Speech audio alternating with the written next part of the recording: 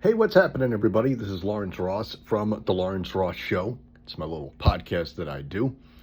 Something happened over the weekend on social media, and it got the wheels turning in regards to something very similar that happened to me. But for context, what happened over the weekend was a user on Twitter, I'm calling it Twitter, by the way, I don't call it X, a user on there called Grande U Next, GrandeUNext, was on the platform and was very upset over the way that they were treated at a Doja Cat meet and greet. There was a contest, and this individual had submitted their application attaching pictures of a letter and as well as a notification they received where Doja Cat had blocked this individual. But yet still this individual was still allowed to go to the meet and greet. But when they arrived at said meet and greet, they were turned away, and this individual took to Twitter and tagged Doja Cat and also Airbnb and was saying, "Hey, I need help here. This is horrible. I'm gonna end it all because this happened to me." And a lot of people in the comment who replied were basically saying, "Hey, look, you're just being a parasocial individual. You have this parasocial relationship. Doja Cat doesn't know you at all. So cut the crap and start acting like a regular human being. You're just being a stan, basically, at this point." And if you want, you can read more on that. You can go to Twitter and you can type in at Grande U Next, and you can read that thread if you would like that. And that reminded me of something that I had to deal with a couple of years ago. Now, for context with this situation, I first learned of the YouTube personality Trisha Paytas in 2012 and started watching her content, and really enjoyed it. And then in 2018, she made a video saying that she would be on tour. And it just so happened that I would be in one of the cities that she was in at the same time. So got my meet and greet ticket and went to the show before it happened. Had a great time. Met Trisha. Very nice. Very sweet. She follows me on Twitter, and it's a beautiful thing. And then even during the show, they were doing a Q&A thing, and I was the last guy in the queue, and she even pointed me out. She says, "Hey, Blind Lawrence, what's up?" So I fired out my question, and she thought it was great, and she even complimented me on my impersonations. So there's that. And then 9 months later, she was on tour again. So I got another ticket and went to that show, and it got to the point to where she arrived at the little lobby section, and as soon as she saw me, she goes, "Lawrence, how's it going?" And we hugged, and it was great. And we hung around, we talked for about 20 minutes or so, had a great time, and then we just parted ways because, hey, look, we both got stuff that we do. so there's that. And so to tell you the story, so in January of 2020, I get a notification saying that an account named Sweetie Shorty, SweetieShorty, had liked something that I had posted in regards to Trisha. So we started following each other, and we were messaging back and forth. Everything is cordial. Then cut to around October. This individual, she claims that she had been physically assaulted, and also she had experienced SA as the result at the hands of her Uber driver. And she claims that she was found in Trisha Paytas merchandise. That was her big thing that she was constantly saying on Twitter.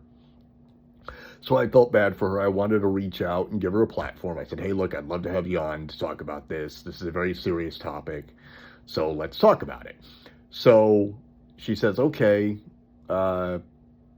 let's go with this bigger date." I'm like, "Okay, great." So we decide to talk on WhatsApp a couple of days before to kind of like feel each other out, all that stuff. Well, folks, we get on WhatsApp, and for about 3 hours, it's her just talking. You're like 90% of the talking. I can barely get a word in. And there were a couple of portions during the conversation where she would ask me, "Okay, well, tell me about your start in radio." And I'd start to talk, and then she would say, something like, "Hey, babe, can you get a pen and paper?" And the guy would say something in the background, and then all of a sudden, just like that, she starts going manic. "Gee, did I was found in MFing Trisha Paytas merchandise, and the uh, uh, the Uber driver who did this to me is a creep. I'm trying to hear this radio guy," and she would just go on and on and on. And meanwhile, she would pepper in all these compliments, saying, "Oh my goodness, your show is incredible. I love it. I love it. I want to be on it. I want to be a part of it. I want to be a satellite producer. I want to be a co-host. I want to I want to do something with you every Friday. I want to make it so that you can get Trisha on your podcast." And it just would go on and on and on. So we would talk for a couple of days back and forth, and then the night before she was going to appear on the podcast, we decided to do a practice run, and we did a bunch of practice runs, and she asked me to make an introduction for her, which I did.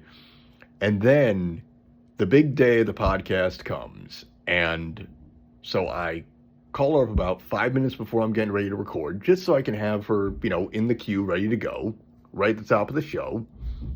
And nothing. So I just leave a very nice message, and then I'm like, okay, I'll just wait for her to call. Well, I give her about, I'd say, good 20, 25 minutes or so, give or take, and I call back, and nothing. I get voicemail, so I decided, okay, I'm going to hang up. I don't want to leave another message. So I'd say, okay, I'll give her another, 15, 20 minutes. And so that time period goes by, I call back again, and nothing. So I figure, okay, the show will continue on. Maybe she'll surprise me and call me, but if not, hey, look, we can always reschedule. No big deal. Well, the episode ends, and I upload the episode. And then, about an hour and a half later, she goes on her Facebook, and she starts saying this. She says, "Well, guys, the reason why I wasn't on the podcast I was going to be on was because that guy used me for clout. He used me for my story about Trisha Paytas. I hope that Trisha never appears on this guy's podcast. I'm going to send all this stuff to Trisha because this guy is horrible. He's disgusting. He's a creep. He was very inappropriate with Trisha. And I don't think that he's even handicapped. I think he's faking his blindness." So on and on this would go throughout the entire weekend. She just tagged Trisha over and over and over again. And it got to the point where she was even tagging Spotify and saying, "Get this show off of your platform. This guy's a creep." And so eventually, and then it got to the point where she even tried to get Trisha to block me. She was saying, "Hey, Trisha, this guy's a creep. You need to block him. He's going to Las Vegas to stalk you." Because at that time I was going to Las Vegas just to spend time with my family. I definitely was not going to do anything malicious. And then eventually she just ran out of steam and she just stopped. But then a couple of years later, I noticed some of my friends were talking about her, so I told my story. And then I found out that she was posting under another username because she had gotten banned from Twitter, or suspended, I should say. Her account got suspended, so she made another account, Sweetie_Shorty, and she was still up to her same old trick. She was claiming that I was being inappropriate with Trisha and this, that, and the other, and so, yeah, so that's my experience of dealing with the parasocial individuals out there. Thankfully, it's been only one, but yeah. Let me know what you think on that story. Like, share, and subscribe if you enjoyed the content. And put something in the comment section down below so we can have a conversation. Take care, everybody. This has been Lawrence Ross for The Lawrence Ross Show. You can subscribe to that on your favorite podcasting platforms. And I will see you later on.